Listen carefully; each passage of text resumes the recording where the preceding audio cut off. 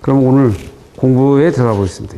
저기 138페이지 공장. 제가 전번 시간까지 이제 조명 계산을 얘기했어요. 그러면 나머지까지 오늘 다 뛸 텐데 이 테이블은 제외하고 그러면 중간중간에 중요한 부분들만을 제가 짚어서 가겠습니다. 그래도 순서대로 쭉 가면서 제가 중간중간 짚어서 가는데 제목만이라도 여러분들한테 나한테 듣고 이 부분은 좀 이렇게 중요하다. 이 부분은 요거 얘기하는 거다. 이렇게 들어가면 여러분들이 혼자 공부하실 때 이걸 갖다가 정리할 수 있는 그런 부분이 된다라고 해서 제가 일부러 전부 다 스캔을, 시간이 많이 걸리는데도 이걸 스캔을 다 받아 가지고 왔어요. 이제 뭐 사무실이냐 주택이냐 공장이냐 여러 가지에 따라서 그 조명의 타겟이 달라지기 때문에 우리가 이제 거기에 대한 연출을 하죠. 그래서 가정 같은 경우는 주택 같은 경우는 이게 쉬러 오는 공간이기 때문에 일단 쉬는 조명 연출을 하셔야 되고 그 공장도 이제 스피드가 빠르거나 정밀도가 높으면은 거기에 대한 맞는 거, 일반적인 안전사고라든지 이런 부분들에 대한 부분을 얘기해서 조명 레벨하고 공장에서 조명 방식들을 여기 얘기를 쭉 하고 있어요. 그래서 여기까지 그걸 얘기를 하고 있고 이거 보시면 되는 거고 그 다음에 이제 사무실은 명시 조명을 전반적으로 하기 때문에 앞에서 분류를 나눠놓고 이렇게 명시 조명에 대한 부분을 얘기하죠. 그래서 조명은 옛날에 지철근 교수님이 쓴 조명공학 그게 기본서이기 때문에 그것에 다 들어가 있어요. 그걸 이제 풀어놓은 게 어떻게 보면 이런 부분들에 대한 내용이라고 보시면 돼. 이제 사무소에서는 이제 비의 글레어 모델링이라는 게 있는데 이게 이제 여러분들이 뭐냐면 이런 새로운 용어가 나오면 그런 부분들에 대한 용어를 여러분들이 좀 이렇게 용어를 잘 보셔야 돼. 그러니까 창문이 이게 실루엣이 이렇게 있으면 내용을 들여다보면 아무것도 아닌데 그런 것들을 이제 가지고 조명이 있으면 이렇게 이제 바깥에 창측이 햇빛이 강하면 이쪽에서 만약에 사람이 보게 되면은 여기 실루엣이 생겨가지고 표정이라든지 이런 부분들이 안 나오잖아요. 그래서 그런 것들을 감안해가지고 이 창측의 조명을 어둡게 하는 게 아니라 더 밝게 한다. 그러니까 상식적으로 생각하면 창측에서 바깥에 빛이 들어오기 때문에 어떻게 보면 이렇게 창측 조명을 조명 한두 개를 꺼낼 수 있을 것 같은데 오히려 그쪽을 더 밝게 해가지고 그 창측과 어떤 콘트라스트를 맞춰가지고 이런 글레어 모델링을 좀 해줘야 된다는 얘기예요. 그 내용이 있어요. 그리고 이제 학교는 대부분 이제 어떻게 하냐면은 이거 다 마찬가지인데 여기 용도가 공장, 사무실, 무슨 학교 이렇게 쭉 있으면은 이 조명의 목적 있잖아요, 목적. 적용 대상. 적용 광원. 그 다음에 적용 기법. 이렇게 되는 거예요. 그 다음에 여기에 이제 설계 조도. 이렇게 들어갈 수 있지.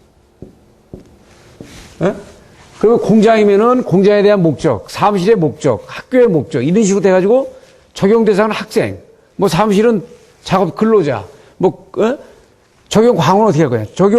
이렇게 되는 거거든요. 그래서 그거를 이렇게 서술적으로 풀어놓은 것이 지금 여기 나와 있는 거예요. 그래서 우리가 앞에서 얘기한 내용들과 대부분 다 일맥상통합니다. 그러니까 학교 같은 경우는 학생들과 가르치는 입장과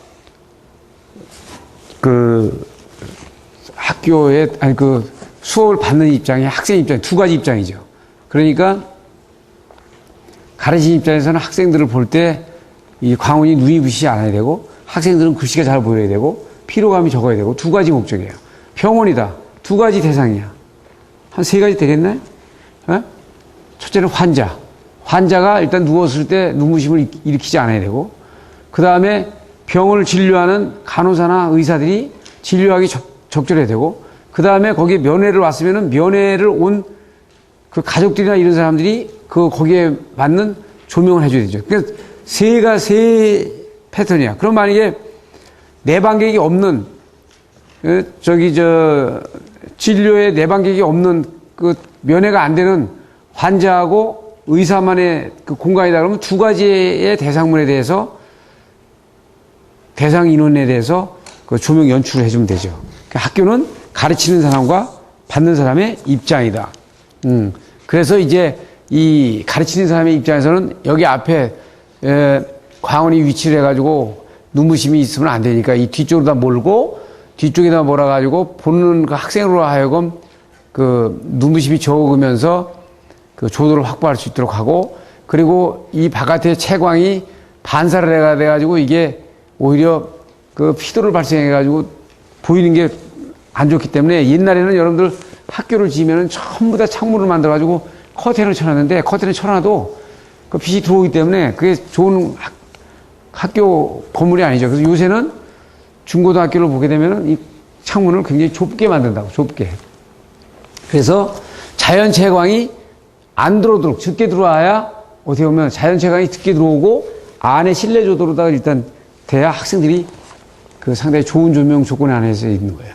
그러니까 창문을 크게 만들어 놓으면 안 된다 이거지. 그러니까 이런 것들이 이제 그런 측면에서의 두 가지 측면을 보고, 지금 보시면은 강당은 이제 뭐 강당 조명이 여러 가지 있었지만은 이제 병원에서는 지금 보면은 크게 세 가지예요. 그렇죠? 의사, 환자, 간호사, 뭐 내방계 이런 입장이기 때문에 요거에 대한 부분을 이제 환자들이 누웠을 때 이 조명 방식을 눈부심이 적게끔 해서 거의 루바를 씌운다든지 해서 광원이 직접 안 들어오게 하는 방법. 그러면서 진료에 대한 부분은 약 1500룩스나 뭐 그다음에 수술실에 대한 뭐 이런 것들은 이제 그렇게 되는 거예요. 그러니까 패턴을 조평은 그러면 그런 것들을 이렇게 딱 나눠놓고 이렇게 분류해서 이렇게 보면 생각이 여러분들이 쉽습니다. 그죠? 여기서는 요걸 언더라인을 좀 쳐주는데 생선품 매장 이래 가지고 여기 이제 소매점 매장 중에서 생선품 매장이 나오는데 그 고기들을 이렇게 놔놓고 살아있는 고기는 막 관계없습니다만 죽어있는 고기들을 놔놓고 위에서 쏠 때는 특히 생선 같은 경우는 백열등이나 빔라이트를 쓰면 안 됩니다. 왜냐면은 거기서 적외선이 많이 나오기 때문에 적외선이 그 생선의 표면을 갖다가 우리가 적외선 사우나라고 그러잖아요. 그 적외선이 이 피부에 깊이 파고 들어가가지고 어떻게 보면 이게 생성하는 효과가 있기 때문에 실제 생선 같은 경우는 이렇게 굉장히 빨리 상하게 만드는 부분이 있기 때문에 이런 부분들은 이제 색감을 내기 위해서 연출을 잘못하다가는 그런 부분에서 이제 결정적으로 이 상품에 문제가 있을 수 있어요. 그러니까 그 수은등, 형광 램프를 쓰는 것이 좋다. 이 생선 가게에서는 이 백열등 쓰는 게 백열등을 상당히 많이 연출하는 것은 상당히 안 좋다. 왜냐하면 백열등 자체가 적외선이 많이 나오기 때문에 적외선이 그 생선의 피부에 좀 그런 부분에 좀 그 제품의 문제를 야기시키죠. 그래서 저번에 분광부포에 대한 얘기 제가 했는데, 만약에 소고기 같은 경우는 오히려 그래서 소고기 이런 정육점 가보면 형광등에다가 빨간색을 나타내는 형광등을 설치하잖아요. 거기다 백열등을 설치하지 않고. 그래서 빨간색이 더 빨갛게 보이는데, 단 백열등이 아니고 형광등이다. 그 얘기는 거기서 적외선이 나와가지고 그 소고기나 이런 그 표면에 어떤 그 부식작용을 더 활성화시킬 수 있기 때문에 그러는 거예요. 그 다음에 이제 레스토랑. 그 레스토랑은 제가 여기 저번에도 앞에 얘기했죠. 고급 레스토랑이냐, 조금 싼 레스토랑이냐. 고급 레스토랑은 굉장히 조명을 어둡게 해가지고 조명이 어두우면 사람들이 심리적으로 안정이 돼가지고 한번 앉으면 안 일어나지. 그래서 거기서 매출을 많이, 그 비싼 음식을 많이 먹도록 하는 거고, 좀 싼 음식점은 빨리빨리 먹고 순환을 해야 되니까 이렇게 이제 그 조명 연출을 그렇게 해줘야 되는 거예요. 거기에 대한 내용들을 얘기를 쭉 하고 있어요. 전부 다 심리적인 부분과 같죠. 공통기능에 대한 로비 홀이라든지 이런 모든 여러 개체가 같이 모이는 쪽에서의 조명. 그래서 뒤로 가면 이제 공통 기능에 대한 그 접수 카운터 나오고, 뭐, 컴퓨터실, 기계실, 뭐, 이렇게 전화기원실 쭉 나오는데 이것들은 그냥 일반 보시면 됩니다. 그죠? 큰 문제 없어요. 이렇게. 그리고 이제 방제 조명 설비가 나오는데 이 책은 일본 책이기 때문에 그런 관점에서 이 강의가 이제 의미가 있어요. 아, 이 책은 일본 책이기 때문에 일본 애들 관점에서 썼다. 아시겠어요? 예? 그러니까 이건 일본 방제 조명에 대한 얘기입니다. 아시겠죠? 그런데, 이걸 들여다보면서 그 여러 가지를 이렇게 이제 볼 수 있는 거지. 일본에 가시면은 식당이나 뭐 이런 데 가봐도, 그 형광등 아니면 이렇게 중간중간에 꼬마 전구를 이렇게 다 놔놨어요. 그러니까 30W짜리 꼬마 전구. 응?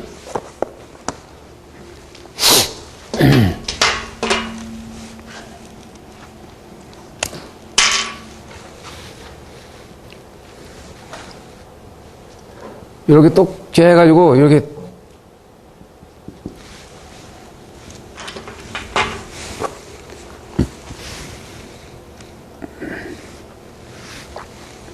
(30W짜리) 꼬마 전구가 중간중간 있는데 지진이 많으니까 지진이 딱 들어오면은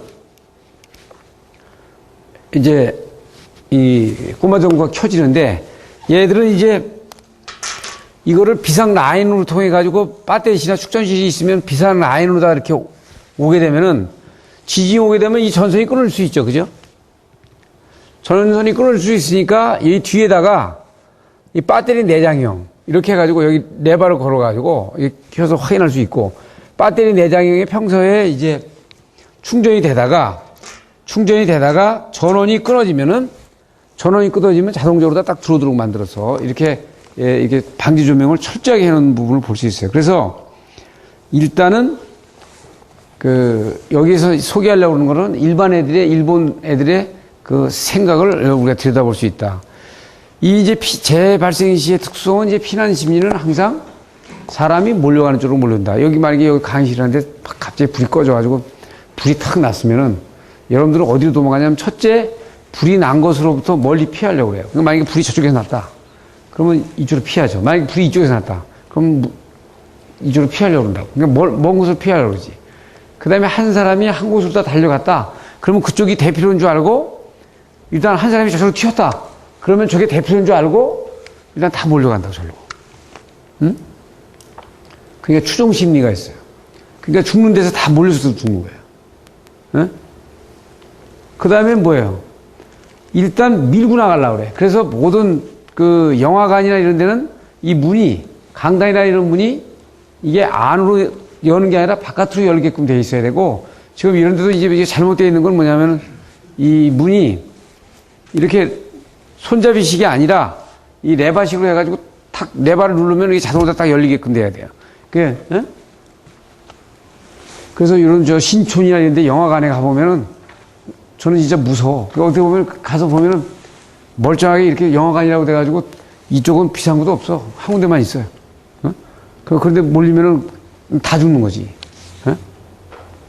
그러니까 그러면서 이제 그 캄캄할 때 습관된 대로 간다. 그래서 이제 계단이라든지 이런 것들이 제 규격으로 다 돼야 되는 그런 부분이에요. 이건 심리적으로다가 이 패닝 길 때 자동으로 움직이는 심리 효과를 맞춰주도록 이렇게 해야 된다. 재발생 시에 물건의 보임새 문제.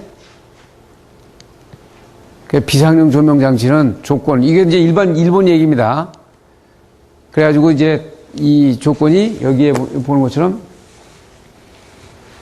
조명 등 문제, 여기에 그 전원 문제, 이런 문제들이 이제, 장단점에 대한 부분을 이제 해줘야 되고, 그래서 여기에 얘네들이 이제 사용전원, 비상전원 해가지고 같이 쓰는 거, 전지 내장형, 전원에서 같이 들어오는 거, 이렇게 해가지고 형태를 놔두는 거예요. 지금 이거는 그래서 처음에도 우리 한국도 일본 거를 많이 갖고 왔다가 지금 이제 ISO 규격으로 바뀌면서 이게 이제 ISO 규격은 거의 미국 방식입니다. 그래서 이것이 지금 어떻게 보면 믹스가 돼 있죠. 그래서 우리나라에서는 지금 이제 KS 규격으로다가 크게 한번 요동을 칠 것이 제가 항상 말씀드리는데 소방설비 규격입니다. 소방 설비 지금 스프링클러라든지 감지기라든지 이것이 옛날에 일본 방식으로 되어 있는 것이 지금 국제화 안 돼 있어요. 이것이 이제 국제교육으로 가야 되는데 그 국제교육은 ISO 교육인데 거의 미국 스탠다드로 돼 있어. 근데 그걸로다가 전환하는 것이 지금 가장 나머지 우리가 남아있는 과제입니다. 과제. 전선 바뀌듯이 한번 큰 요동이 일어날 거예요. 그러니까 누군가가 그 부분에 대한 거를 저기 하고 그걸 치고 나가줘야 되는데 그런 사람이 지금 소방이 지금 없는 것 같아. 그래서 이제 비상등을 켜놓으면 이런 벽면에 그 그림자가 생겨가지고 이런 부분이 어두울 때는 여기가 이제 사람이 대피하는 공간이면 이게 별도로 해줘야 되는데 만약에 대피하는 공간이 아니면 적용이 안 되는 부분이다. 그리고 이제 비상 발전도 그래서 무슨 45초 이상 뭐 전원을 확보해야 되고 물맛 동안 켜줘야 되고 뭐 이런 것들은 아주 일본 애들이 아주 철저하게 잘 지금 하고 있죠. 비상등 조명의 조명 설계, 조도 뭐 구하는 방법, 배치하는 방법 뭐 이것들을 해놨는데 이것도 이제 이건 일본 방식들이에요. 이제 미국 방식하고 어떻게 되냐면 미국은 여긴 지금 그게 없네요. 여긴 미국 방식도 아니고 이게 무슨 이건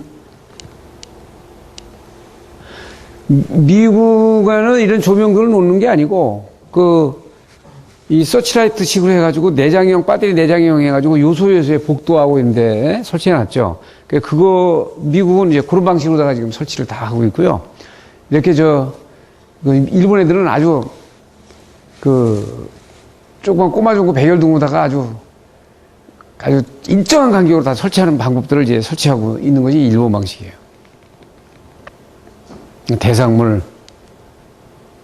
비상용 조명기계 설치 장소, 뭐 건축법, 무슨 뭐 비상 소방법 이래가지고, 그 다음에 유도등에서 목적과 종료해가지고, 이제 피난구 유도등, 통로 유도등, 객석 유도등. 우리도 이제 이게 옛날에는 유도등이 조그맣다가 이것이 이제 그 일본 방식을 이제 채택을 해가지고 저렇게 크게 피난구 유도등하고 이런 부분들이 이제 이게 우리가 일본 거를 이제 많이 벤치마크에서 나와 있는 그런 부분도 보여주고, 뭐 어떻게 설치하느냐 그 규격에다 놔놓고 설치하는 높이 뭐 이런 것도 나왔는데 이거는 정확하지 않습니다. 지금 소방법하고 좀 안 맞을 수 있으니까 여러분들이 참고만 하시면 돼. 그래서 피난 경로를 따라서 설치해 주는 방법들, 뭐 면제되는 장소, 뭐 유도 표시에 관한 거 있고요.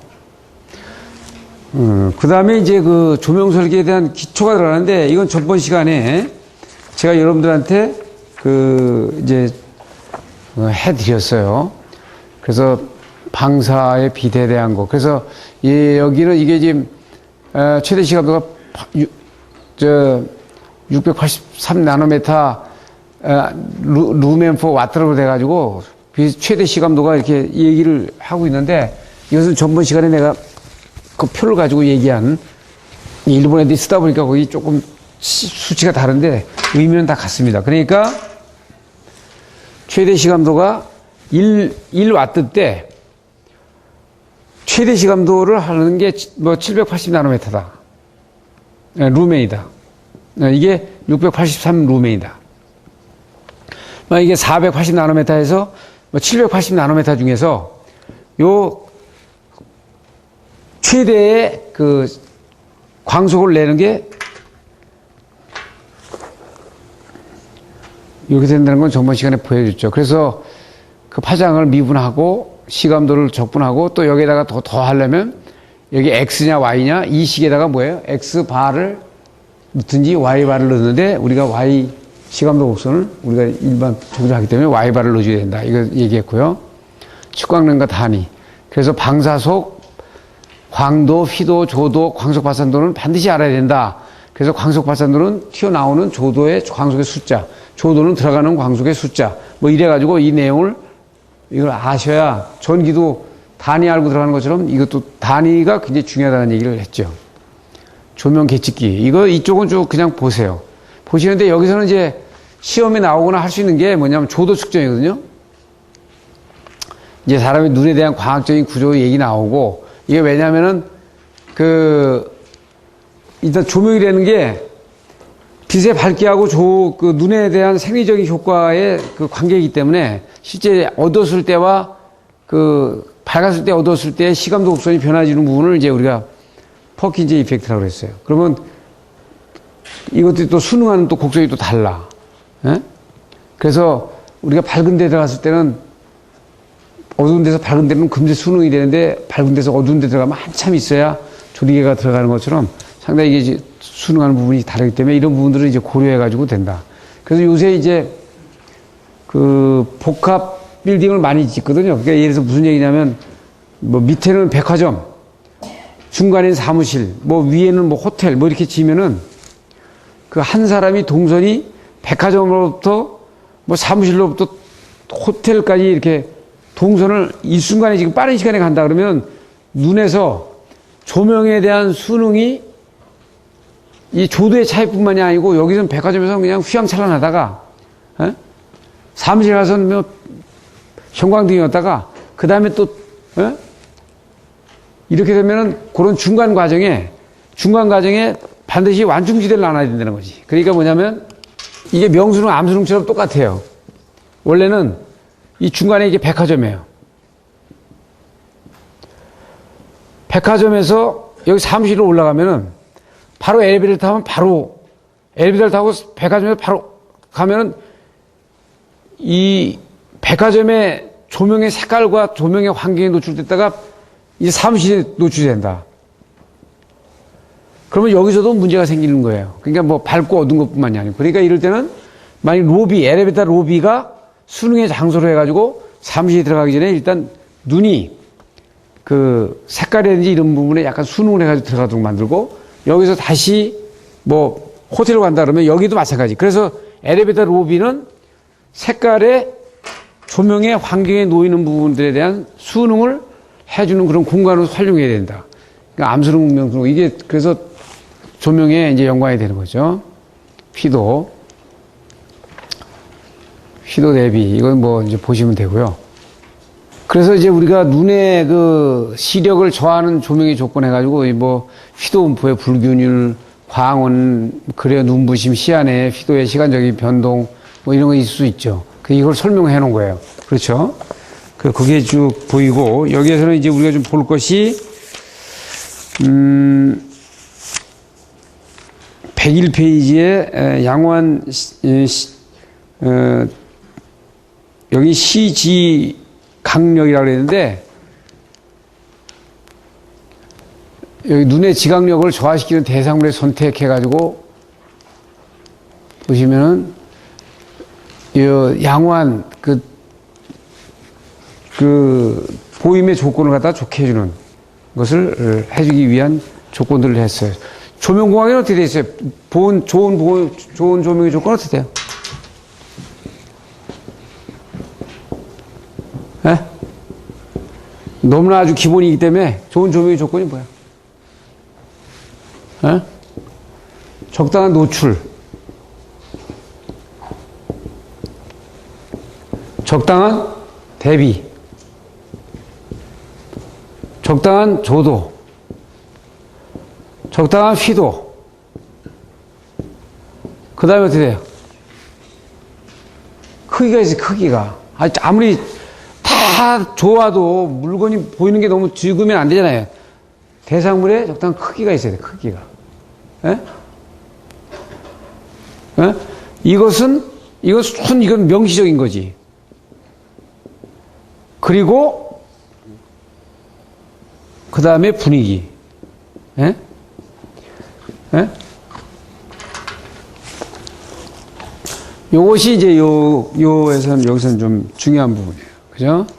그래서 이제 뒤로 가면 조명의 질과 양 해가지고 이제 여기에 광각, 뭐, 휘도의 식별 쭉 나옵니다. 그죠? 그래서 이거는 그냥 쭉 참고해 보시면 돼. 여기서는 이제 우리가 시험 문제 좀 가끔 나왔던 거는 여기 보면은 요 감능 그레어하고 붉기 그레어가 있어요. 거기다 쓰세요, 여러분들. 거기 옆에 감능 그레어와 뒤에 이제 붉기 그레어가 나온다고. 감능 그레어는 뭐냐면은 사람이 앞을 보는데 여기 대상물을 보는 거예요. 여기 이걸 보는데 이게 지금 정확하게 보여야 되는데 광원이 여기 시야에 내어 있지는 않아요. 그런데 여기에 하나의 막을 쳐줘가지고 이게 이 보이는 능력이 떨어지는 거야. 불쾌의례어는 뭐냐? 여기에 보려고 하는 대상물 옆에 눈부심이 있는 광원이 있어요. 그래서 여기서 아주 불쾌함을 느껴가지고 그 보고자 하는 대상물을 보는데 굉장히 아주 그 방해를 줄 때 이거를 불쾌의례어라고 한다. 그래서 감능걸레와 불쾌의례를 비교하고 설명하라. 뭐 이런 시험 문제도 옛날에는 몇 번 나왔었어요. 에? 에? 그래서 두 개가 얘기가 돼서 나왔다. 여기서 요것이 조금 중요하니까 그 부분을 좀 보고요. 그 다음에 이제 그래어도 그러면 이렇게 되는데 두 가지가 있다. 용도가 직시그래와 반사그래어. 그러니까 그냥 창문이 반사돼가지고 나한테 눈부심이 될 수도 있는 거고 바로 눈부심이 되는 부분이 바로 눈에 들어올 수도 있고 그러니까 두 가지가 이제 우리가 볼 수 있어요. 여기 이것들은 이제 참고해서만 보시고 글레어 지수는 글레어 인덱스라 그래가지고 이 지수를 많이 사용해요. 조명기구 같은 데서도 사용을 많이 합니다. 그래서 직시 글레어는 바로 그냥 그 눈부심을 일으키는 저희가 바로 눈에 들어오는 부분이고 반사 글레어는 창문이나 이런 부분에 반사돼가지고 들어오는 부분들을 이제 얘기를 할 수 있다. 네? 그리고 이제 조명광의 깜빡임, 프리커 지수 뭐 나오는데 이건 그냥 큰 문제는 없어요. 요새는 뭐 별로 없고 분광 분포와 색깔의 지각 이게 굉장히 중요합니다. 이거는 딱 아주 간단하게 얘기해가지고 낮에 밤에 옷을 고르지 말아 하는 거예요. 그러니까 밤에 고르는 거는 낮에 분광 분포 곡선에 눈에 노출이 돼가지고 보는 색깔이 정확한데 밤에 보면 밤에 분광 분포 곡선이 다르니까 그 색깔이 제대로 연출이 안 되는 거지. 아시겠어요? 그래서 그 야간 조명은 가능한 한 이제 저기야 되는 이걸 갖다가 분광 분포를 어떻게 가져갈 거냐. 어떻게 야간 조명, 일반 자연 조명과 똑같이 가져가느냐가 이게 이게 핵심이에요. 그래서 전번에도 얘기했지만 LED가 한 가지 빨주노초 파남보 이런 단색을 나타낼 수 있지만 이 조합적인 색온도하고의 관계에서 그 변화하는 그 분광 분포 곡선을 갖다가 나타낼 수가 없기 때문에 그게 상당히 지금 문제다. 예?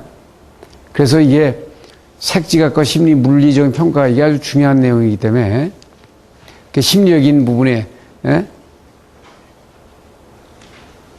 제가 여러분들한테 그 얘기했잖아요. 빨간 천장도 빨갛고 벽도 빨갛고 바닥도 빨갛고 뭐 침대도 빨갛고 뭐 모든 것이 다 빨가면은 빨간 데다 사람 24시간만 하나 넣어놓으면 거기다 반 미쳐서 나온다고. 그 색깔이 그만큼 무서워요. 그러니까 그래서 저 보라색을 지금 쓰지 말라는 거 아니에요. 보라색 같은 경우가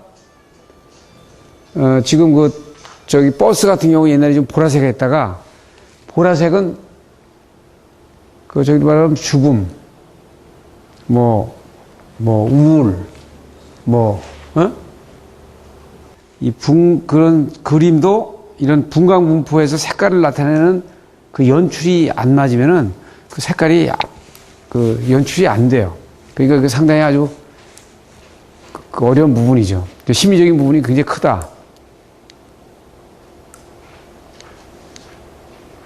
이게 이제 XYG 색자표. 그러니까 예를 들어서 여러분들 그 전번 시간에 했던 X, Y, G 해가지고 제로서부터 뭐 380나노미터에서 780나노미터까지 테이블을 쭉 만들어놨는데, 그래서 숫자가 쭉 있었죠, 그죠? 생각하죠? 그게 하나로 더 나타내는 게 이거야.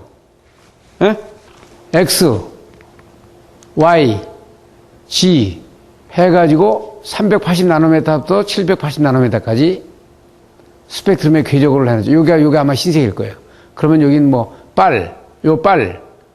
요거 파, 남, 이렇게 해가지고 요거 다 합치면은 요게 뭐 흑색이 되나요? 뭐 백색이 되나요? 이렇게 돼가지고, 요거를 색도 그림으로 나타낸 것이 이 그림이다. 이게 흰색이 되네요, 가운데. 그 색온도는 이게 저번에도 얘기한 것처럼 시험 문제 나왔던 제가 설명을 했죠. 그래서 아까 얘기한 색수능. 이 색수능도 조도수능하고 똑같이 아주 굉장히 중요하다. 연색성은 색깔을 나타내는 능력을 말한다. 이게 아주 굉장히 중요하게 얘기했어요. 그 다음에는 뭐 나머지 그 일반적인 것들은 참고를 마시고, 그리고 나서 이제 보면은 이 색차계 이건 뭐 그런 의미 없어요. 램프가 들어가는데, 램프는 이제 점등 원리, 점등 방법, 광질 및 특색, 뭐 이렇게 되는 거지. 예를 들어서, 이렇게 돼. 형광등의 점등 원리, 점등 방법, 광질 및 특색, 용도, 용량, 효율, 수명. 백열등의 점등 원리, 점등 방법. 이게 메탈 라이트, 점등 원리, 이런 식으로다만 이렇게 딱, 여러분들이 여기 나오는 내용들을 딱 정리하고 있으면 돼요. 에? 그렇죠? 요건 뭐, 수도 없이 시험 문제 나왔던 문제지. 근데 이렇게 갑니다, 이렇게. 응? 뭐, 여기서 이제 이런 곡선들이 굉장히 중요하고, 예, 100% 전압에 100% 광원이고, 뭐, 여기 동전 곡선들 뭐 나와 있는 것들 다, 할로겐 정보는 이제 여기에 백열등이 더 진화한 것이 할로겐이다. 근데 백열등은 온도를 올리면은 스테판 볼츠만의 법칙에 의해서 절대온도 4승에 비례해서 광속이 많이 나오는데 빨리 증발을 해버리니까 거기다 할로겐을 넣어가지고 증발을 못하도록 만들고 램프를 짙게 만들고 온도를 조금 올린 거죠.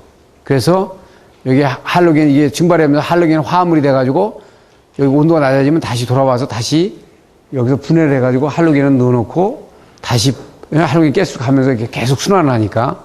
근데 이것이 이제 자동차용 전구도 오래 키면은 끊어지는 것이 계속 열에 부딪히면은 거기서 이제 할로겐 가스가 그 특성을 물성이 조금 변하면 이것이 가서 흡착하고 분리되고 흡착하고 분리하는 성질이 떨어져가지고 이제 수명이 다하는 거예요.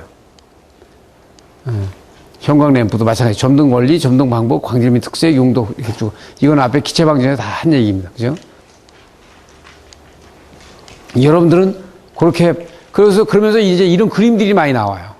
이런 그림들이 많이 나오는데 굉장히 중요하다. 그랬죠? 그러니까 조명은 똑같은 조도를 나타내고 광속을 나타내더라도 이 분광곡선이 아주 넓을수록 좋은 거예요. 그래서 요새 3파장 형광 램프 이렇게 나오는 거 아니에요? 그렇죠? 예? 백색 형광 램프에서 3파장 형광 램프로 나오는 거야. 그러니까 분광곡선이 그렇게 중요하다는 얘기는 옛날에는 맛없는 음식을 옛날에는 그냥 전등 하나 켜놓고 백열등, 형광등 하나만 켜놨으면 됐어. 뭐 분광곡선이 뭐 이런 건 못 살 때는 그거 생각할 수가 없어요. 어디 아프리카에서 지금 무슨 분광곡선이 어떻고 무슨 연색성이 어떻고 이거 생각할 수가 없대. 그냥 좀 불만 들어오면 돼. 그런데 이게 좀 잘 살고 폼을 내고 나름대로 미적인 효과를 내려면은 그 분광곡선이 뭐 이게 다 중요하게 연결이 된다 이거야. 그러니까 옛날에 배고플 때는 그냥 배부른 보리밥이라도 그냥 많이 먹으면 됐지만 이게 좀 맛을 가지고 먹는 것처럼 똑같아. 아시겠습니까? 예. 네. 그렇게 보시면 돼요. 그러니까 이 곡선들이 굉장히 그런 의미에서 중요하다. 예? 알겠습니까? 자, 수고하셨어요.